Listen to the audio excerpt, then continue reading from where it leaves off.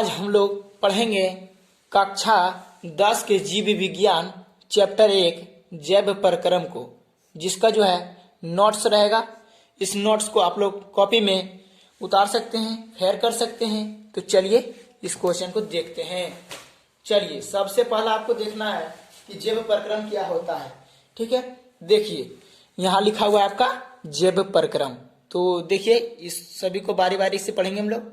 जैव प्रक्रम, तो जैव प्रक्रम क्या होता है मेरे प्यारे स्टूडेंट, आप लोग को बताएं तो वे सारी क्रियाएं जिनके द्वारा जीवों का अनुरक्षण होता है उसे जैव प्रक्रम कहते हैं। तो यहाँ से आपका पहला पॉइंट क्लियर हो जाएगा। चलिए आगे की ओर चलते हैं तो देखेंगे जैव प्रक्रम का अब अगला पॉइंट आता है आपका पोषण। तो पोषण क्या है, यानी न्यूट्रिशन, इंग्लिश में बोले तो न्यूट्रिशन।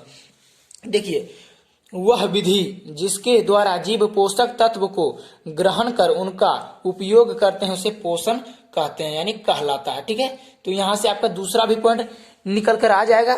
तो अब चलेंगे हम लोग कि पोषण के कितने प्रकार हैं। तो पोषण दो प्रकार के होते हैं। कितने प्रकार के होते हैं पोषण? दो प्रकार के। ठीक है, पहला होता है स्वपोषण और दूसरा होता है परपोषण। तो स्वपोषण क्या है और परपोषण क्या है, दोनों को देखेंगे बहुत अच्छे तरीके से। तो देखिए स्वपोषण, स्वपोषण क्या है कि वह विधि जिसमें जीव अपने भोजन के लिए दूसरे जीव पर निर्भर नहीं रहता है, तो उसे हम लोग कहते हैं स्वपोषण। क्या कहते हैं? स्वपोषण। जैसे हरे पेड़ पौधे, ये सब क्या है? स्वपोषण। या फिर इसको एक परिभाषा और दे सकते हैं कि वे सारी जीव जो अपने भोजन जो है खुद निर्माण करते हैं, तो उसे हम लोग स्वपोषी कहते हैं। ठीक है, चलिए स्वपोषण के बाद हम लोग क्या पढ़ेंगे? परपोषण। तो परपोषण क्या होता है, चलिए परपोषण को देखेंगे। परपोषण वह पोषण जिसमें जीव देखिए यहाँ पर, वह पोषण जिसमें जीव भोजन के लिए किसी दूसरे जीव पर निर्भर रहता है, जैसे मनुष्य, जानवर इत्यादि। तो ये सब क्या है? परपोषी जीव है, यानी परपोषण, इसमें परपोषण पोषण पाया जाता है। अब बात करें तो परपोषण के भी प्रकार है। परपोषण के कितने प्रकार है? तो परपोषण के अभी 3 प्रकार है। देखिए पहला है परजीवी पोषण, दूसरा है मृतजीवी पोषण और तीसरा है प्राणी संपोषण। ठीक है दोस्तों, तो आगे की ओर चलते हैं अगले। तो जैसा कि आप देख रहे हैं तो परपोषण के प्रकार पढ़ेंगे। पहला परजीवी पोषण, दूसरा है मृतजीवी पोषण और प्राणी संपोषण। तो तीनों को पढ़ेंगे। तो चलिए तीनों का पहले डिफिनेशन जान लेते हैं, उसके बाद सभी को बारी बारी से पढ़ेंगे। तो देखिए परजीवी पोषण क्या है?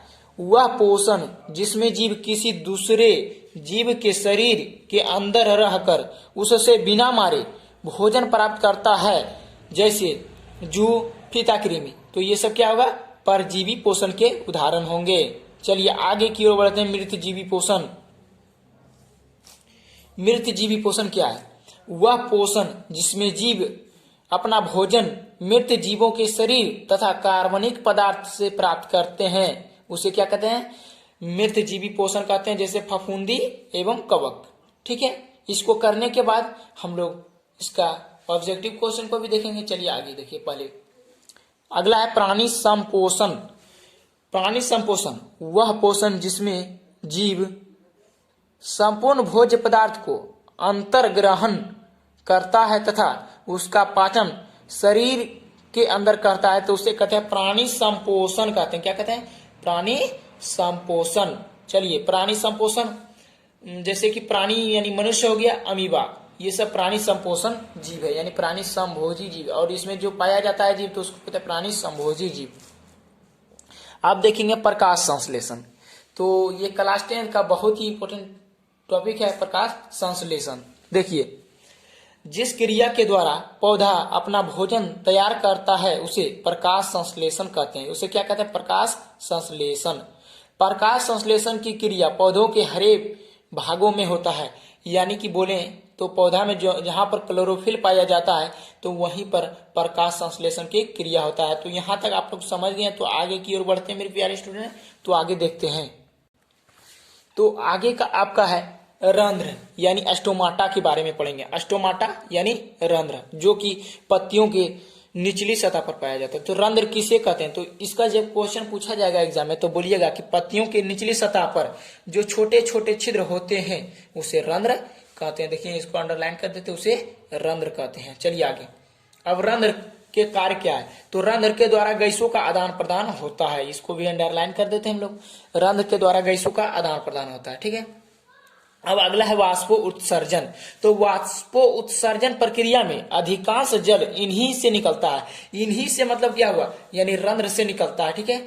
रंध्र से निकलता है अधिकांश जल। चलिए अगला देखिए, द्वार कोशिका रंध्र को खुलने एवं बंद होने की क्रिया नियंत्रित करती है। यानी जो रंध्र है द्वार कोशिका रंध्र को जो रंध्र है खुलता है और बंद होता है, तो उसको कौन नियंत्रित करता है? तो द्वार कोशिका हो जाएगा यहाँ पर। चलिए आगे देखते हैं। तो आगे में आप पढ़ेंगे कि प्रकाश संश्लेषण के लिए आवश्यक पदार्थ, यानी प्रकाश संश्लेषण की क्रिया होती है तो उसमें क्या क्या चीज कच्ची सामग्री आवश्यक है। तो चलिए देखते हैं।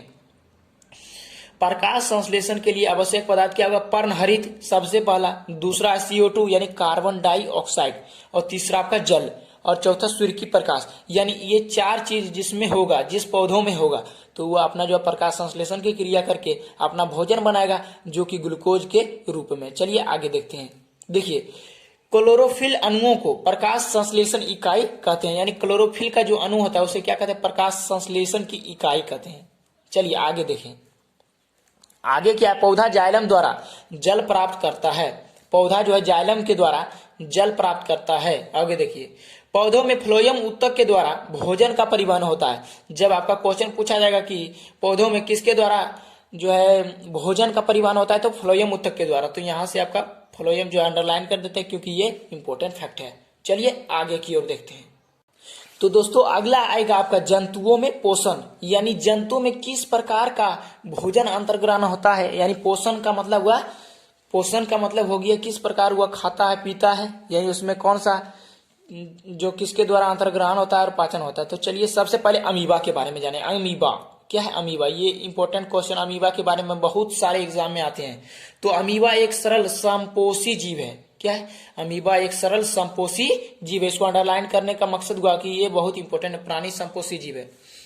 यह मृदु जल में रहता है। अमीबा जो है आपका मृदु जल का मतलब क्या? गंदे पानी में रहता है। अगला है, इसमें भोजन का अंतर्ग्रहण कुटपाद विधि द्वारा होता है। अमीबा में जो भोजन का अंतर्ग्रहण होता है वह कौन से विधि के द्वारा होता है? तो कुटपाद विधि के द्वारा।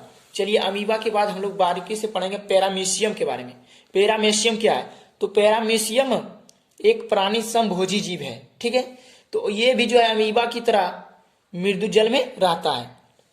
देखिए अमीबा का आकार जो है निश्चित नहीं रहता, लेकिन जो पैरामीशियम है आपका, पैरामीशियम आकार निश्चित तथा इसका शरीर प्रचलन अंगक सिलिया से ढका होता है। इसका जो है पैरामीशियम का आकार होता है निश्चित, और इसका जो शरीर होता है, यानी जो हम लोग का शरीर है त्वचा से ढका हुआ रहता है, लेकिन जो है पैरामीशियम का शरीर सिलिया से ढका होता है। आगे देखिए, तो और पैरामीशियम में भोजन का अंतर्ग्रहण कोशिका मुख यानी साइटोस्टोम क्या हुआ? साइटोस्टोम द्वारा होता है। चलिए आगे, सिलिया में लगातार होने वाली गति भोजन कणों को कोशिका मुख की ओर ले जाता है। यानी जो शरीर जो है प्रचलन अंगक सिलिया से जो ढका रहता है पैरामीशियम का शरीर, वही सिलिया जो है आपका भोजन कणों को कोशिका मुख की ओर ले जाता है उसके गति के कारण, ठीक है। तो आगे की ओर बढ़ते मेरे प्यारे स्टूडेंट। तो आगे में हम लोग पाचन तंत्र में आ गए हैं, यानी मनुष्य का पाचन तंत्र को पढ़ेंगे। तो यहां से आपका नोट करने का यह सबसे पहला पॉइंट है कि मनुष्य तथा सभी उच्च श्रेणी के जंतुओं में भोजन के पाचन के लिए विशेष अंग होते हैं, ठीक है, जो आहारनाल कहलाते हैं। यहां से आपको आहारनाल का परिभाषा मिल जाता है, तो इसको आप नोट कर लीजिएगा। चलिए आगे, तो आहारनाल एक कुंडलित रचना है जो करीब 8 से 10 मीटर तक की होती है। यहां से याद कीजिएगा कि आहारनाल की जो लंबाई होती है 8 से 10 मीटर। अगला पॉइंट है कि यह कोशिका मुख से मलद्वार तक फैली होती है। यानी जो है मनुष्य का जो आहारनाल है कोशिका मुख से, यानी देखिए मुख गुहा से मलद्वार तक फैला रहता है। मुख गुहा का मतलब हुआ मुंह, आपका जो सबसे पहले भोजन अंतर्ग्रहण करते हैं तो मुंह में, तो वही आपका मुख गुहा हो गया। चलिए आगे, मुख गुहा आहारनाल का पहला भाग है। मुख गुहा जो है आपका आहारनाल का सबसे पहला भाग है, ठीक है। आगे, मुख गुहा को बंद करने के लिए जीभ एवं दांत होते हैं। यानी मुंह में जो आपका, यानी मुंह जो होता है आपका मुख, तो उसको बंद करने के लिए क्या होता है? एक जीभ होता है और दांत होता है, जिसमें कि वयस्क मनुष्य में 32 दांत होते हैं। ठीक है। जीभ के ऊपरी सतह पर जो छोटे छोटे अंकुर होते हैं उसे स्वाद कलिया कहलाती है, यानी स्वाद कलिया कहते हैं। और यही स्वाद कलिया के बदौलत ही मनुष्य जो है भोजन का स्वाद चखने में जो है समर्थ होता है। ठीक है। आगे देखिए, जड़ तथा शिखर के बीच के भाग को गर्दन कहते हैं। चलिए अब हम लोग बढ़ेंगे दांत के प्रकार। जो आपके दांत होते हैं उसके कितने प्रकार है? तो दांत 4 प्रकार की होती है। पहला है कर्तनक, दूसरा है भेदक, तीसरा है अग्रचर्वनक और चौथा है चर्वनक। ठीक है, ये आपका हिंदी में है। चलिए और आगे बात करते हैं। चलिए तो अब हम लोग पढ़ेंगे मनुष्य के मुख गुहा में 3 जोड़ी लार ग्रंथियां पाई जाती है। मनुष्य के मुख गुहा में 3 जोड़ी लार ग्रंथियां पाई जाती है। तो सबसे पहला आपका होगा पैरोटिड ग्रंथि, दूसरा है सब मैंडिबुलर लार ग्रंथि और तीसरा है आपका सब लिंगुअल लार ग्रंथि। ये सब मुख गुहा में, जो मनुष्य के मुख गुहा में 3 जोड़ी लार ग्रंथियां के बारे में था। चलिए ग्रसनी किसे कहते हैं?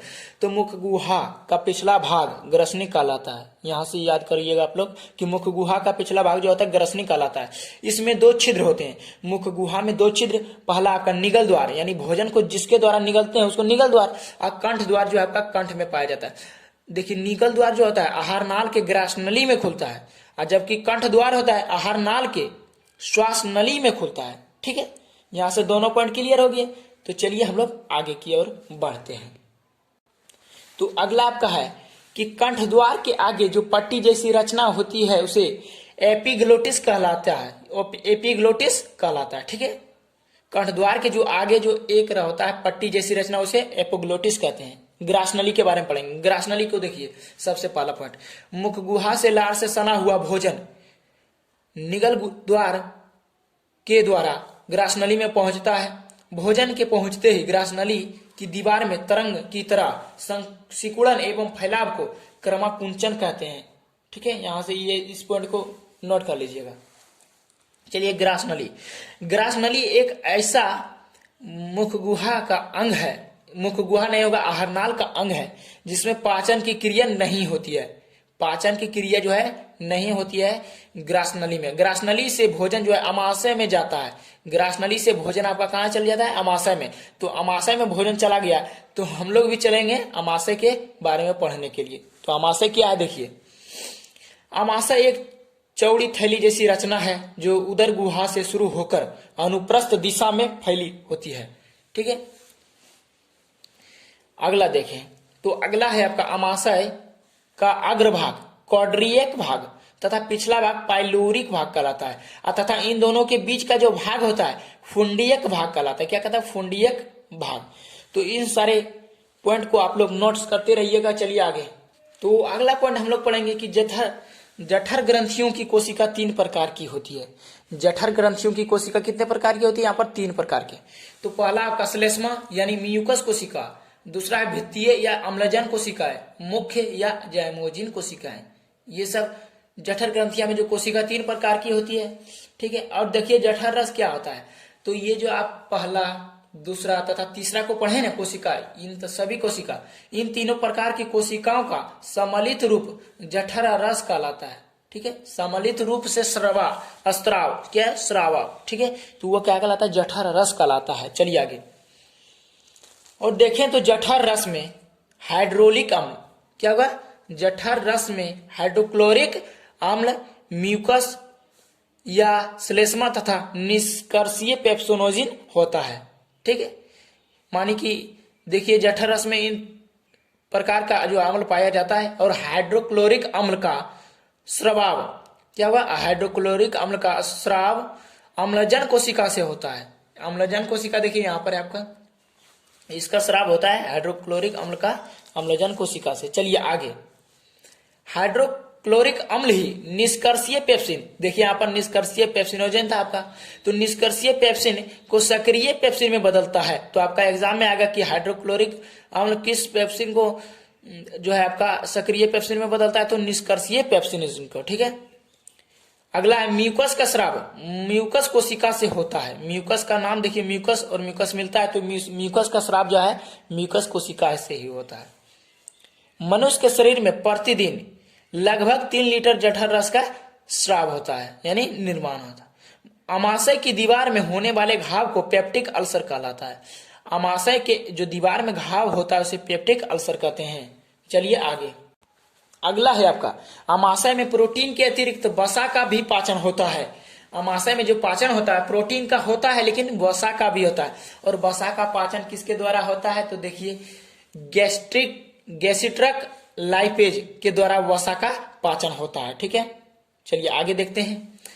अमाशय में भोजन का स्वरूप गाढ़े लेई की तरह हो जाता है, जिसे क्या कहते हैं, काइम कहते हैं। ठीक है, अगर आप पढ़े नहीं है तो जल्दी से इन सारे चैप्टर को अच्छी तरीके से पढ़ लें। देखिए काइम क्या है। काइम अमाशय के पाइलोरिक छिद्र के द्वारा छोटी आंत में चला जाता है। देखिए अब काइम भी जो भोजन बनकर काइम में प्रवेश हुआ वो भी छोटी आंत में चला जाता है। तो छोटी आंत के बारे में पढ़ेंगे हम लोग। छोटी आंत आहारनाल का सबसे लंबा भाग है। छोटी आंत आहारनाल का सबसे लंबा भाग है। छोटी आंत में पाचन की क्रिया जो है पूर्ण होती है।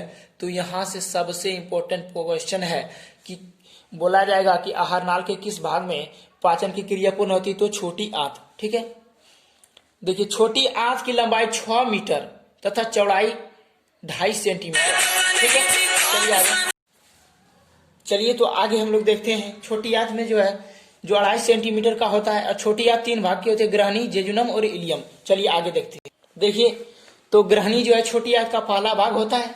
और आगे देखिए, ग्रहणी के बीचों बीच एक छिद्र के द्वारा एक नलिका खुलती है जो अग्नाशय वाहिनी एवं पित्त एवं मूल पित्त वाहिनी को जुड़ने से बनती है। ठीक है, और ग्रहणी के बाद आपका जेजुनम होगा। तो जेजुनम छोटी आंत का मध्य भाग है। ठीक है, और छोटी आंत का अधिकांश भाग जो है इलियम होता है। इलियम छोटी आंत का सबसे अधिकांश भाग। छोटी आंत में भोजन का पाचन पित्त रस, अग्नाशयी रस तथा आंत रस या शक्कस एंटीरिकस जो क्रमशः यकृत, अग्नाशय तथा आंत ग्रंथि के स्राव से होता है। ठीक है, अब हम लोग पढ़ेंगे यकृत के बारे में। यकृत सबसे बड़ी ग्रंथि है जो 1.5 kg का होता है ज्यादातर। यकृत कोशिका, देखिए यकृत कोशिकाओं से पित्त का स्राव होता है। और अगला पॉइंट आपका, पित्त का संचय पित्ताशय में होता है। पित्त का जो संचय होता है कहाँ होता है, पित्ताशय में। चलिए आगे, तो आगे देखते हैं। पित्त रस के बाद अग्नाशय। अग्नाशय क्या है, अग्नाशय के ठीक नीचे तथा ग्रहणी के घेरे हुए पीले रंग की एक ग्रंथि होती है जो अग्नाशय कहलाती है। अग्नाशय रस में ट्रिप्सिन लाइपेज, अग्नाशय रस में जो आपका है ट्रिप्सिन, एमाइलेस, लाइपेज, न्यूक्लियस नामक एंजाइम पाई जाती है। बड़ी आंत, बड़ी आंत के 2 भाग कोलन तथा मलाशय होता है, यानी रेक्टम होता है। छोटी आंत तथा बड़ी आंत के जोड़ पर एक मोटी नली होती है जो सीकम कहलाता है। सीकम। कोलन 3 भाग में बटा होता है। पहला ऊपरीगामी कोलन, अनुप्रस्थ कोलन एवं अधोगामी कोलन। देखिए लास्ट पॉइंट, अपचा भोजन इलियम से कोलन में से होते हुए रेक्टम में पहुंचता है। और ये आपका लास्ट पॉइंट। अंत में भोजन मलाशय में संचित रहता है। तो आपका चैप्टर यहीं पर समाप्त होता है।